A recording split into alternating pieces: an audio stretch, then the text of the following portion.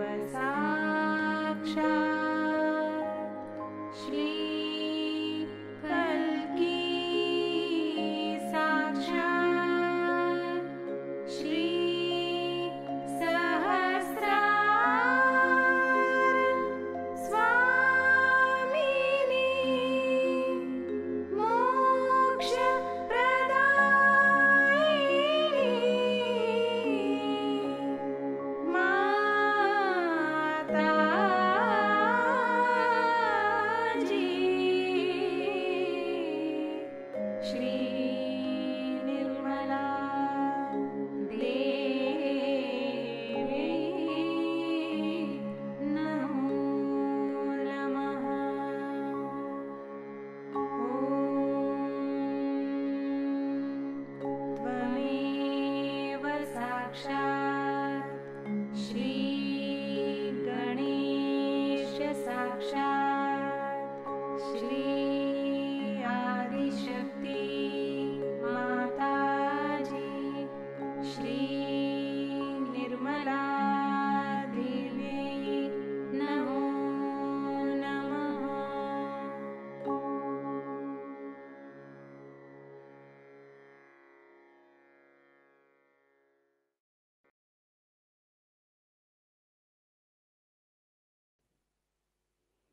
थोड़ी देर ध्यान की इसी अवस्था में बैठेंगे।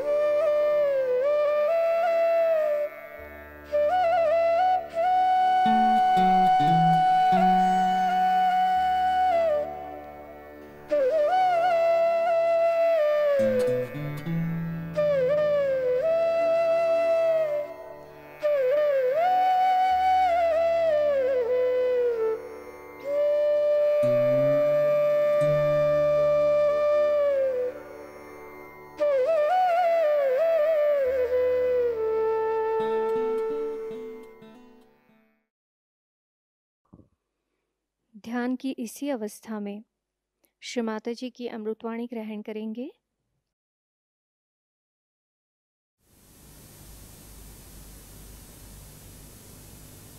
Today it's a great day for us, for all the Sahajogis, that on this day, I would say we are late by 1 day or 2 days.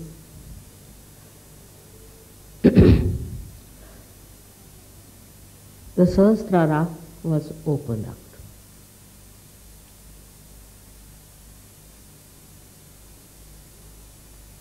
It was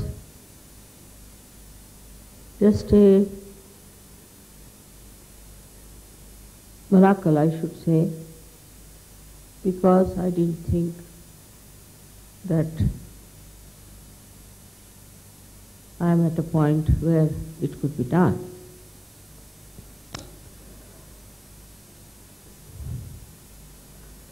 So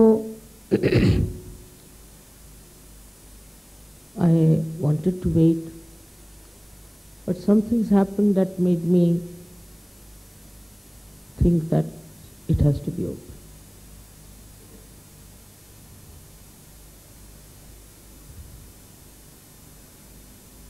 It was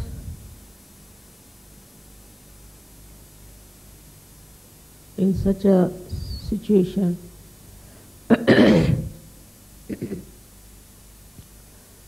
that I felt if I delay it anymore now, it may help these false gurus to spread their nonsense all over.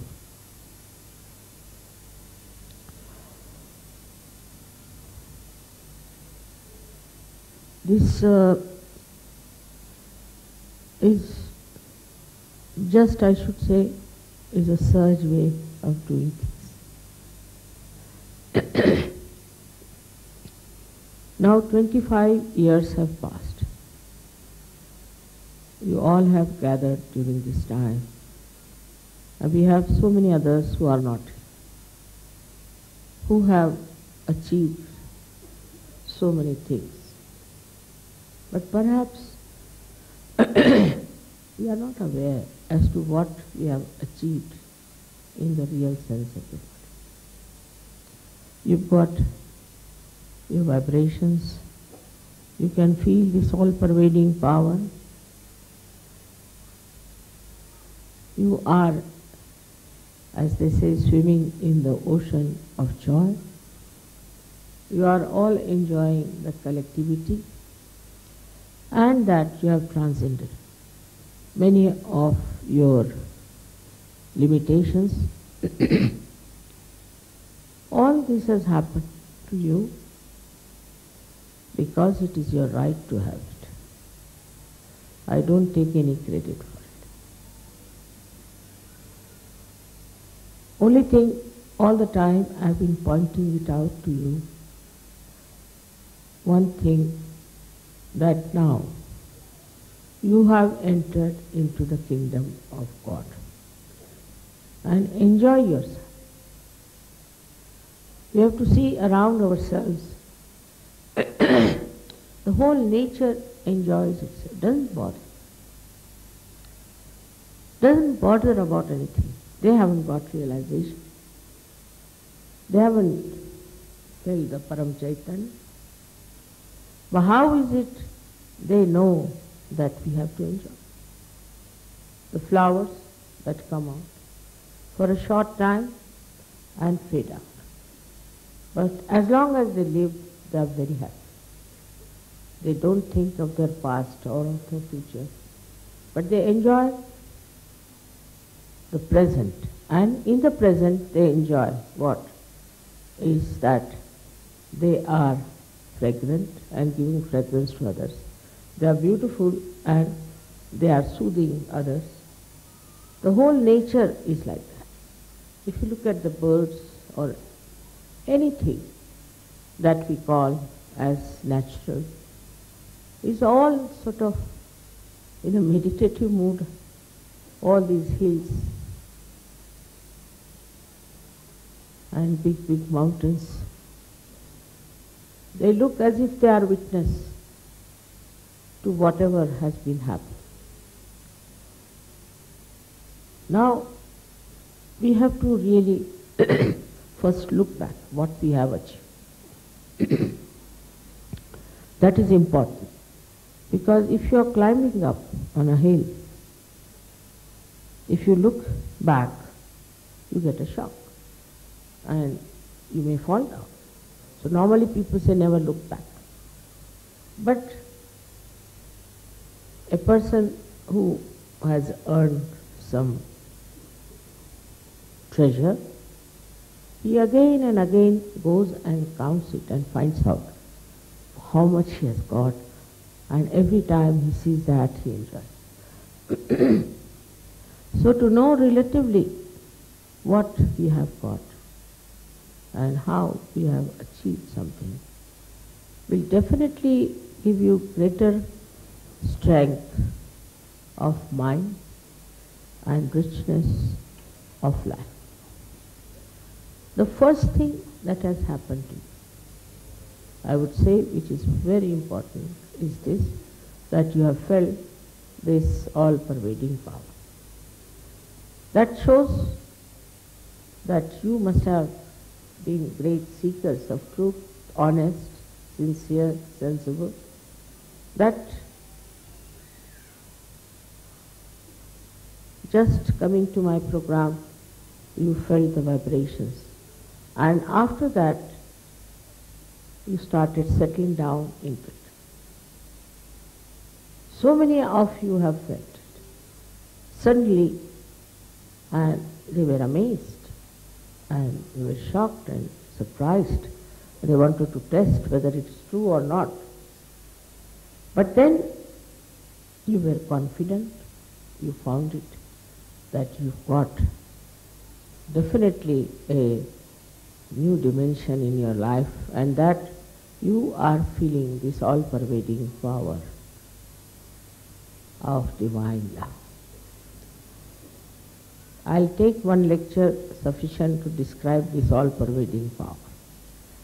But what you got out of it is the essence of it, one has to, is a complete freedom. You have achieved your complete freedom. First of all, the freedom has come to you, first of all, most important, is from your ego. This wall of ego you have crossed. You have got out of the bondage of this ego, which was really so much full of problems for you. So many things this ego does of which you are not aware. Firstly, a person who is egoist doesn't mind hurting anyone. He hurts, but if he is hurt, he doesn't like it. Immediately start crying. Especially, I've seen people who have too much ego are very easily hurt. But they don't understand how many people they have hurt already and how many are really frightened of such a person. So you got rid of your ego. It is sinful to hurt any other human being for anything, for whatever may be the reason that you feel you should hurt another. The first is the revenge. The idea of revenge is there, that I must take a revenge on the person who has hurt me or has done some wrong to me or something of that kind. This idea of revenge comes when you react. Some react very violently. I've seen people murdering each other in the name of revenge, killing their own kith and kin, killing their fellow men, their countrymen, all over the world is some sort of a stupid idea of revenge. But if you go to the subtle side of revenge, what is it? What revenge have you taken? Supposing there is somebody who has troubled you, you are angry with that person, and you have killed that person, so you have actually saved him. He won't have to suffer from guilty conscience, he won't have to do anything, it's just finished. What is the revenge is? The revenge should be only by which a person gets out of his idea of killing others. Like a sword never fights a sword, it fights the shield. In the same way, the revenge that we think we can take on another person is not a revenge. Because any action you take in the name of revenge comes back to you and hurts you much more. So many things can happen if a person in the name of revenge starts acting. Now, for example, these days, you know, in the whole world, there's so much of revenge going on, even in the name of God. Taking revenge because certain people are following some religion, or they are doing something else that you are doing. Working out this kind of a revenge. What is happening is that you are just killing people, destroying them, who do not even understand what sort of a revenge you are taking. People are putting bombs and putting all kinds of things, and by that thousands of innocent people one is killing. So what kind of a revenge have you taken? They don't deserve any revenge. So this revenge, when it explodes, can destroy so many innocent people, and it will definitely react on you. You cannot get away with it. It's a very long process of this revenge. I have told you about Bermuda Triangle, what they say, that so many blacks were taken, slaves, and were drowned in that age. So their spirits, they are saying, are haunting on the people who are passing by, mostly the whites, and they just drowned. So it's a very long process, and all that I need not discuss at this auspicious occasion, but I have to say that when we take revenge, every action has a reaction. So somehow you have got out of that idea of revenge. Just out of that idea. There's another thing, that if you don't take revenge and leave it to God, it acts. It acts. Not only that, but the divine power takes into its own control how to really give a good lesson to that person or to that community or to that kind of organization which is taking a revenge on you. You don't have to worry. I'll have to tell you that in these 25 years I've seen people have been extremely unkind. Many organizations, many so-called religions and all kinds of things have been after us. Media has been after us. Take the example of French media. They tried to trouble us so much and tried to bring bad name to us. Doesn't matter.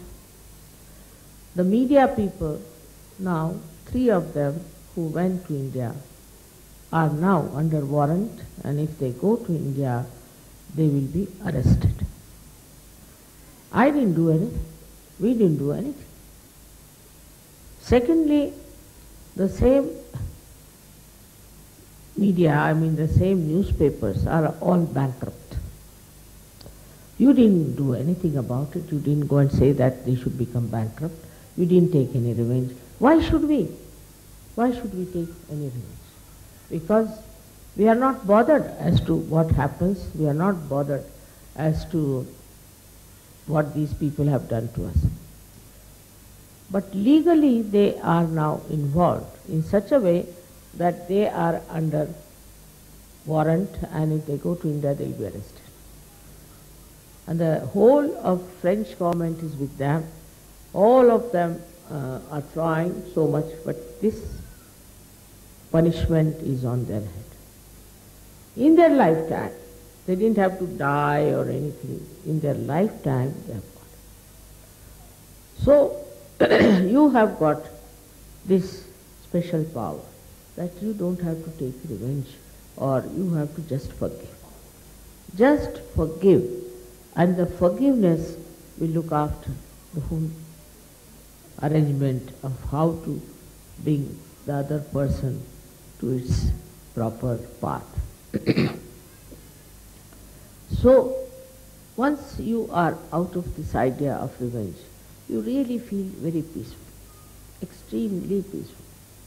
Because this peace that you have within yourself is not unnatural, it's not mental, but it just happens to you. It's all right, so what? If they have said they have done anything wrong to us, why should we? So many things are there which I can tell you have worked out automatically. Now in Turkey they told me that there is some boy who is from England, and he went and told the media something against Sahajayoga, and it was all published. But in the court he confessed that whatever I said was wrong. Nobody went and told him, nobody threatened him, nothing happened.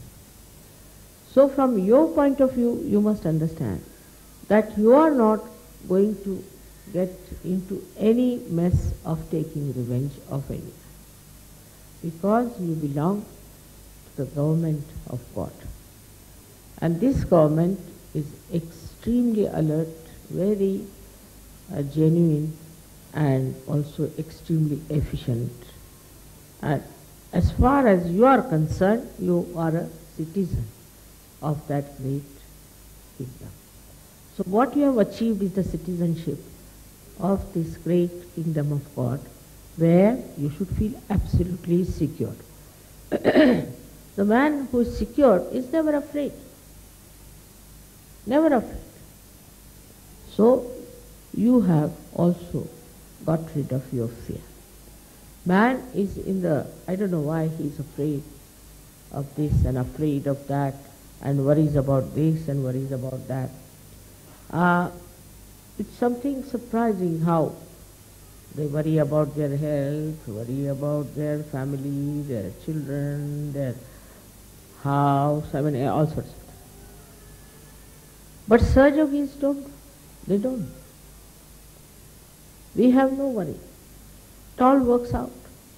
Why should we worry? That instrument of worry is over.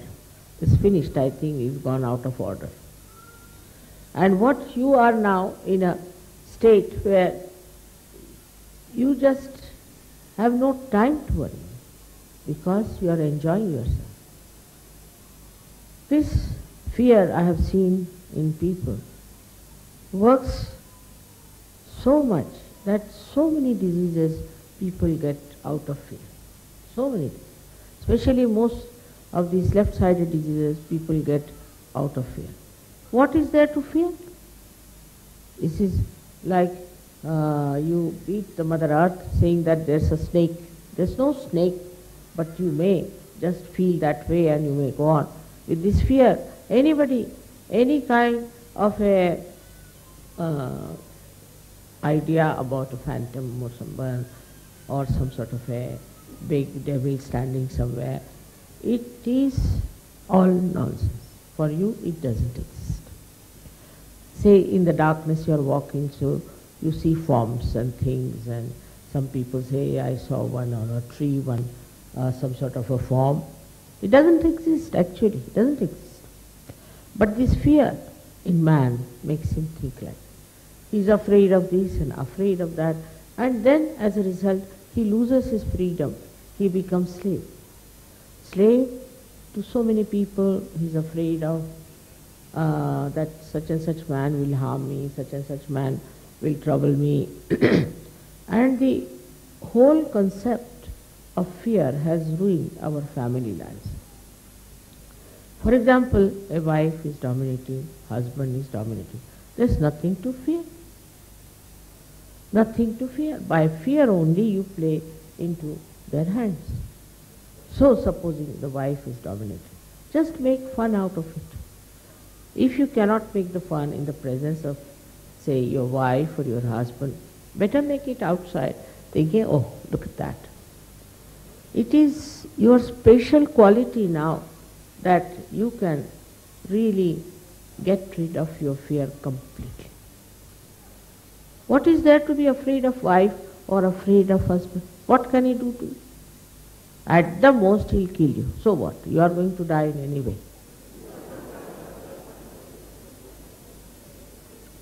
So the fear of death is another nonsense people have. First time when I started my work, everywhere they asked me, what about death?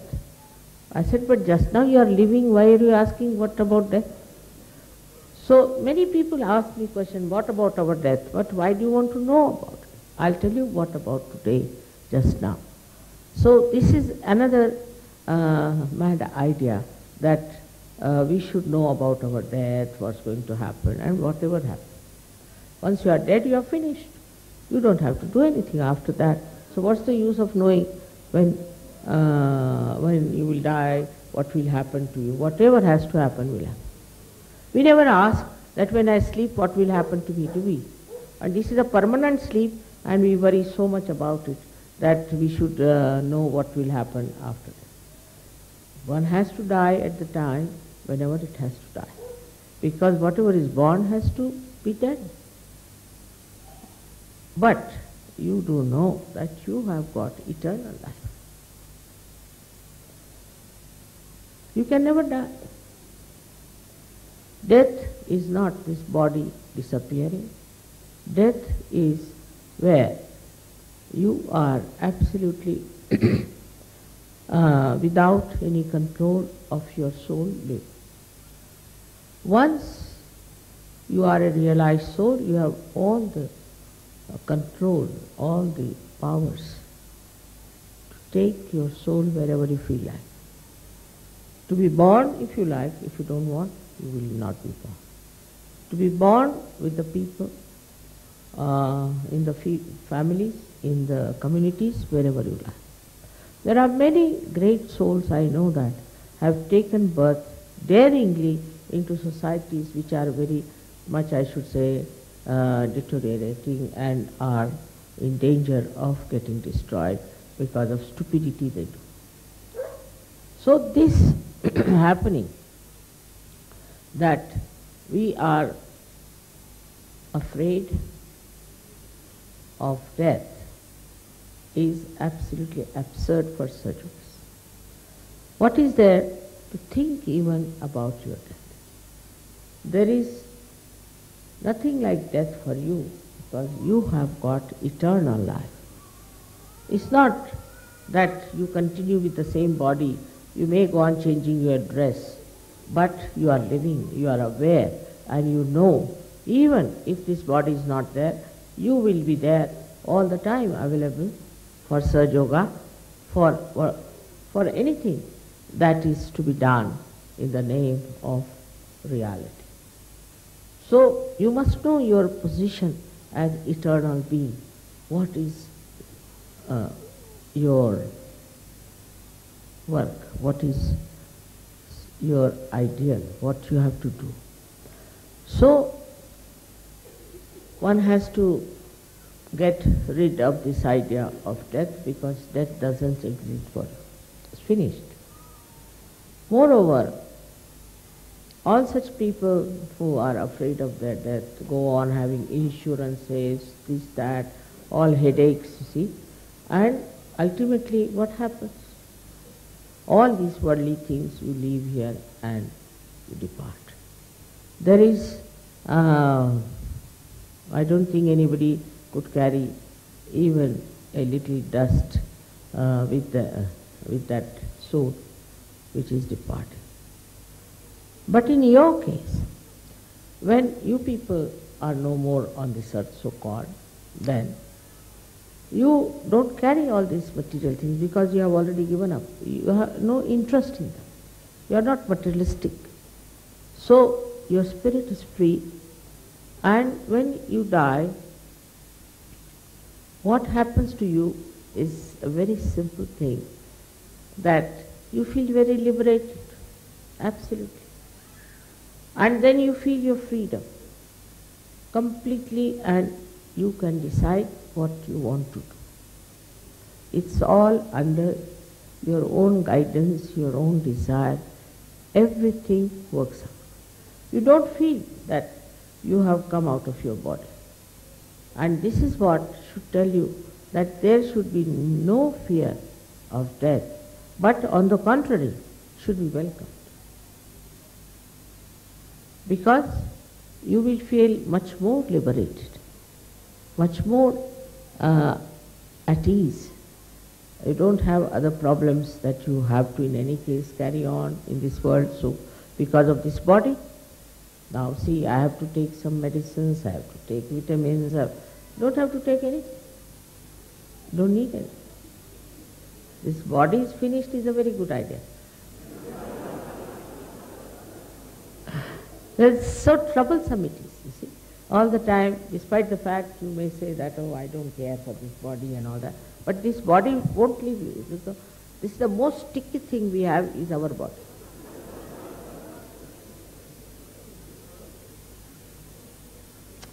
So to forget about death should be the easiest thing for you. We have broken many walls. As you know very well, that the conditionings we have finished that. It's very surprising. I have seen people when they get their realization, immediately after that they start seeing around them. They'll immediately tell you what's wrong with their religion. Then they'll tell you what's wrong with their country, what's wrong with their culture, It's through them I have come to know so much. I didn't know that this was so, but they themselves told us now. For example, there's a Frenchman, take it. If a Frenchman gets a realization, I mean, you know everything about French. The things you could never even imagine what sort of people they are. They will tell you everything. Same with the English I've seen. English, they laugh at themselves, all right. But actually when they become realized souls, you see, they give you a complete picture of English people. What sort of people are there, what's wrong with them, how they are egoistical, this, that. I was amazed. I mean, I never knew so many things which I came to know through Sahajogis who got realization. Because they have seen all these things very thoroughly and very closely, and they knew what was it. Now when you become so clean, washed up completely, your mind completely cleaned up from all kinds of conditionings, you see, you become like a mirror, beautiful mirror. And in that mirror one can see complete picture of the society in which you live, the complete picture of the government which rules you, everything. So clear cut. And it is absolute. It is not biased. For example, you ask somebody, then he will say, what is your politics? If I say my politics is, I have no politics. So what, you have no politics? How can you exist without politics?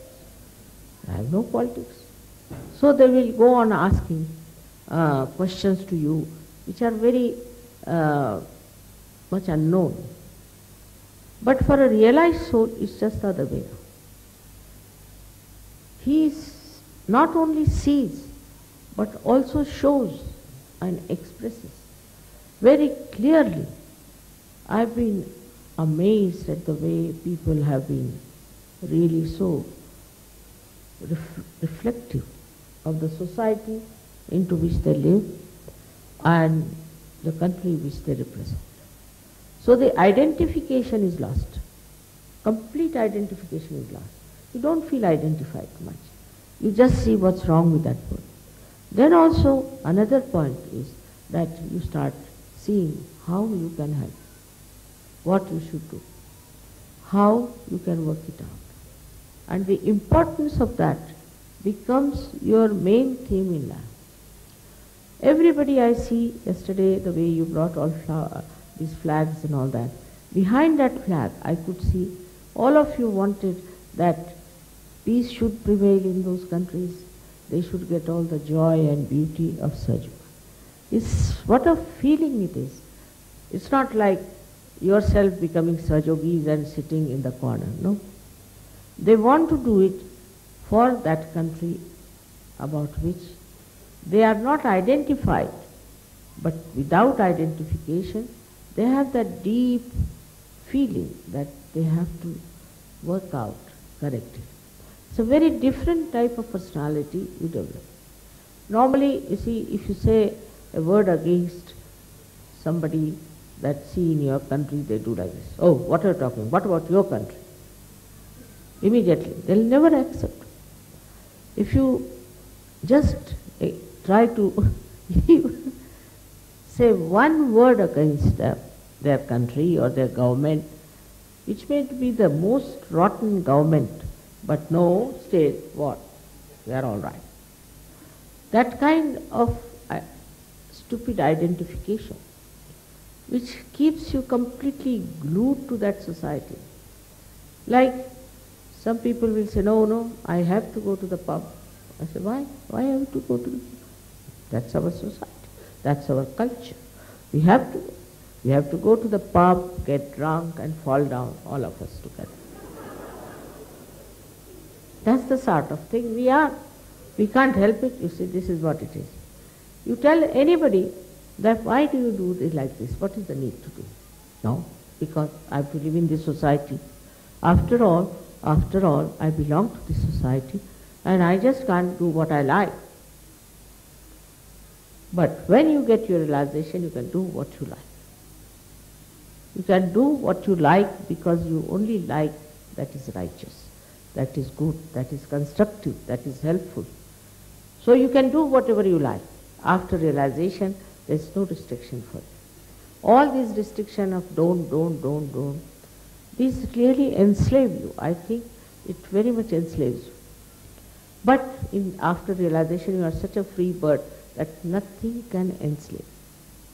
For example, there are many preachers who preach you shouldn't drink, you should not smoke, you should take drugs, you should do this, you should do that. But it doesn't stop, it doesn't help. People struggle, try everything, ultimately they commit suicides. But they can't get rid of those habits. While now you are so powerful that nothing can stick to you. That's the purity of your character that has come up. It doesn't allow any nonsensical things to stick to. I have heard of so many Sahajogis telling me how their eyes have steadied down, how they have become so righteous, how they have become so pure, and they can't understand. They said, Mother, is it your power, your purity you have given us, or it is our purity you have awakened? Of course yours, no doubt. All these things you have and you become aware of it. And thus you get absolutely misidentified, I should say, with all these nonsensical things, and you don't like it. You just don't like it. And you go on criticizing. I have been to all these countries also before, and I have met people who are very much identified.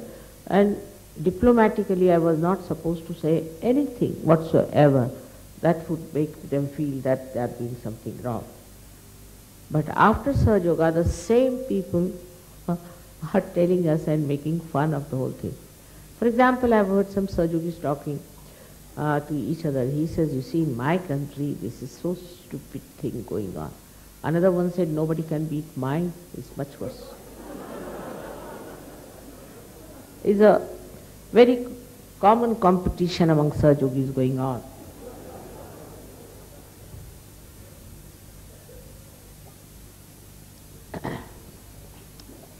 So that we have to see how pure we have become. And in this purity, anything that is dirty, murky, anything that will spoil this purity, we don't like it. We don't like it. We are washed, cleaned from inside, and we won't want to take anything like that within us anymore. Then I have seen also the way people have become so compassionate. It's very surprising how they have become compassionate to each other.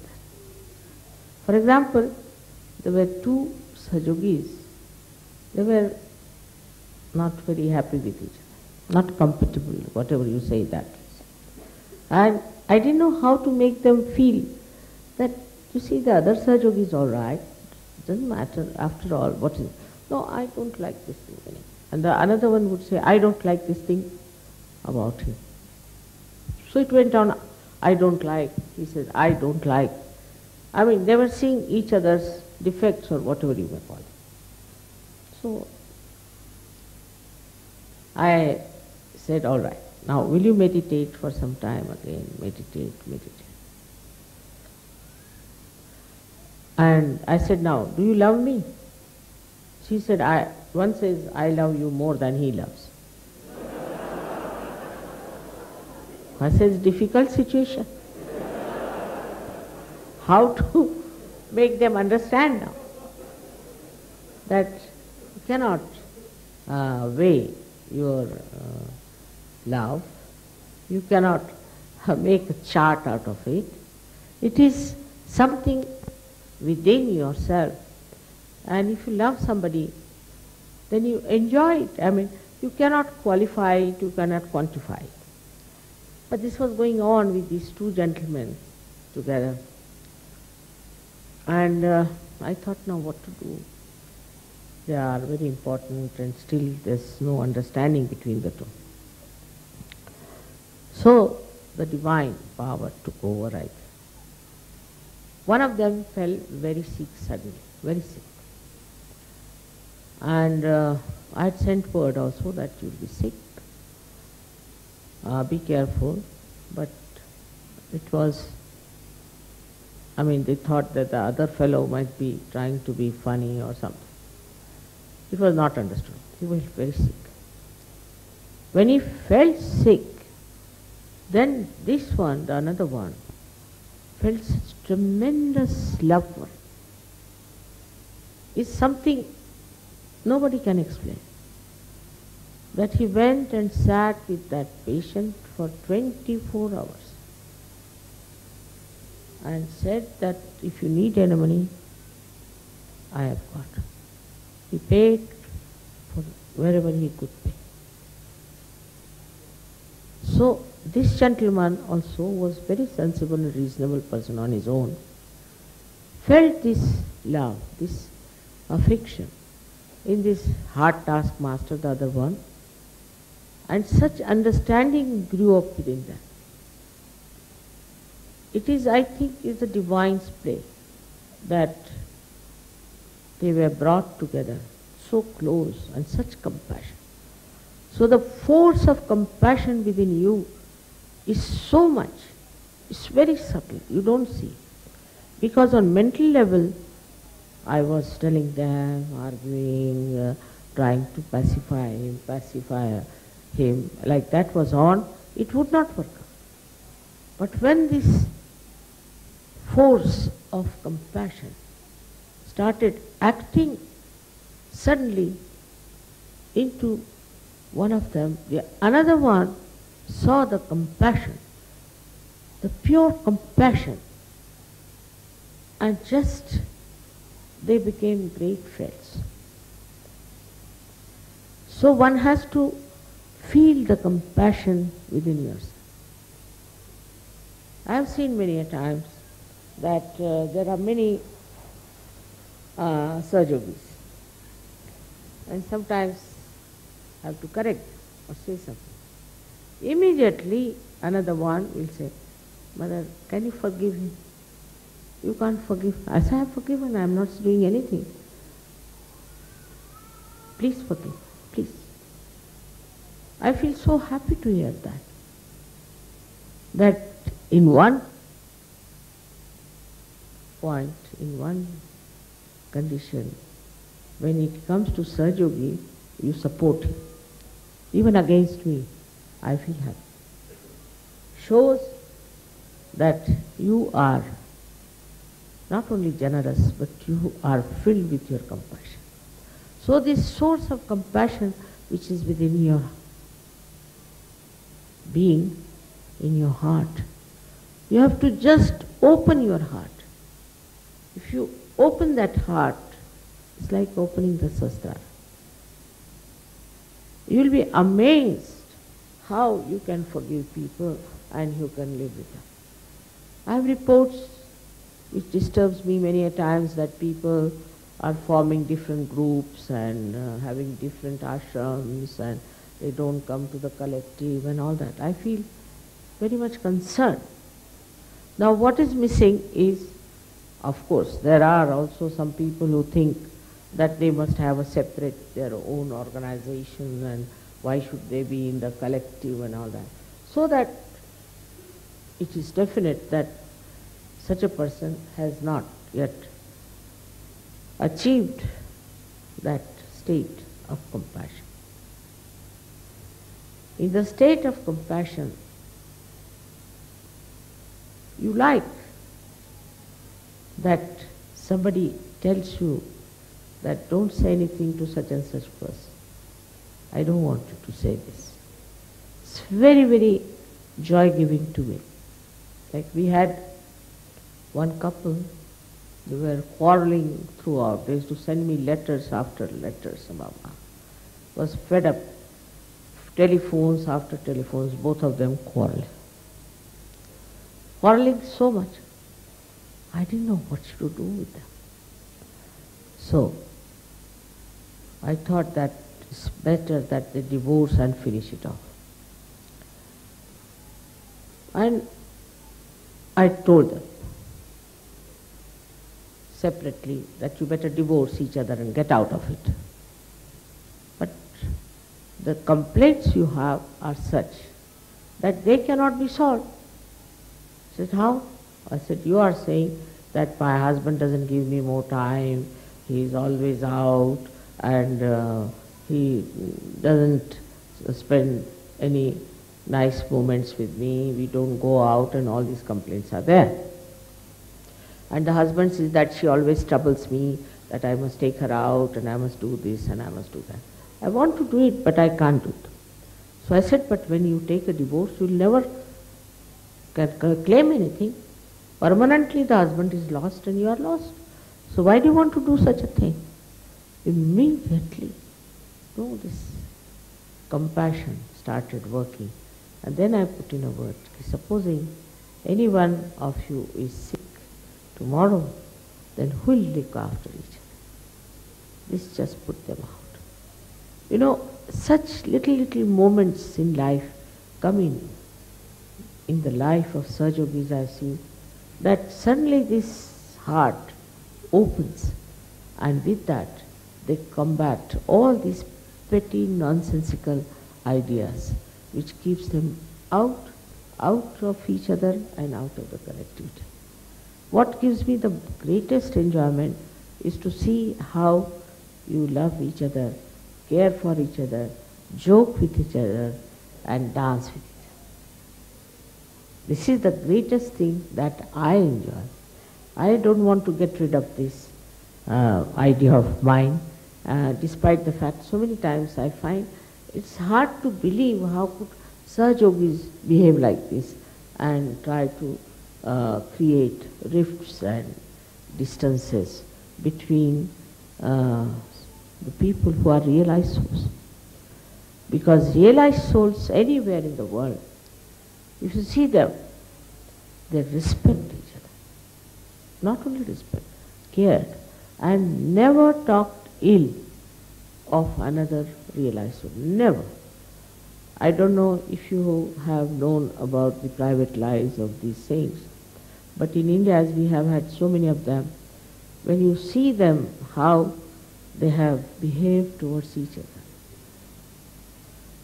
the way they have looked after each other,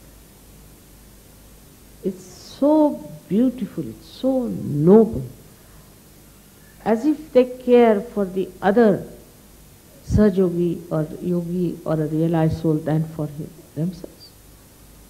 And the whole thing makes you feel like in a new world of new people who care for the feelings of others and not what they want to say or what they want to have or there's something special.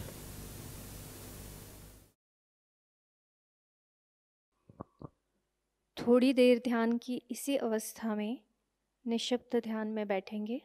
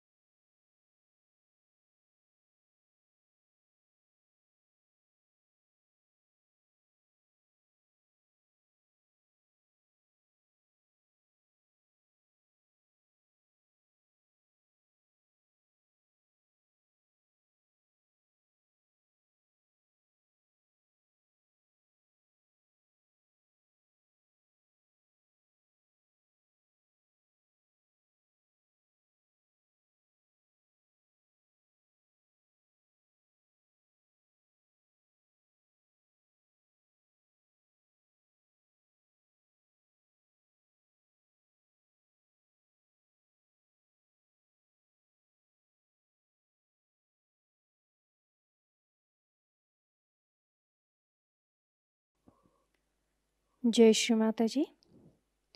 दोनों हाथ जोड़कर चित्त को सहस्त्रार पर रखकर श्री माता जी से प्रार्थना करेंगे। श्री माता जी, आज आपने हमें सामूहिक ध्यान का आनंद दिया, निर्विचारिता प्रदान की, हमें चैतन्य की अनुभूति दी। इसके लिए हम आपके ऋणी हैं। आज का यह ध्यान हम आपके चरणों पर समर्पित करते हैं। श्री माता जी, सत्य की खोज करने वाले सभी साधकों को उनका आत्म साक्षात्कार प्राप्त हो। श्री माता जी, अमृतवाणी में दिया हुआ ज्ञान हमें हमारे जीवन में हर क्षण आचरण में लाने के आशीर्वाद हमें प्रदान कीजिए। श्री माता जी, आपने हमें आत्म परीक्षण करना सिखाया, हमें आत्मा बनाया, हमें क्षमाशील बनाया। इसलिए हम आपके ऋणी हैं। श्री माता जी, कृपा करके हमें करुणामय बना दीजिए, हमें भोलापन प्रदान कीजिए, हमें निर्लिप्तता प्रदान कीजिए। हमारी सारी प्रार्थनाओं का स्वीकार कीजिए। हम सभी सहजी भाई बहनों के कोटि कोटि प्रणाम कृपा करके स्वीकार कीजिए। जय श्री माता जी। सामूहिक बंधन।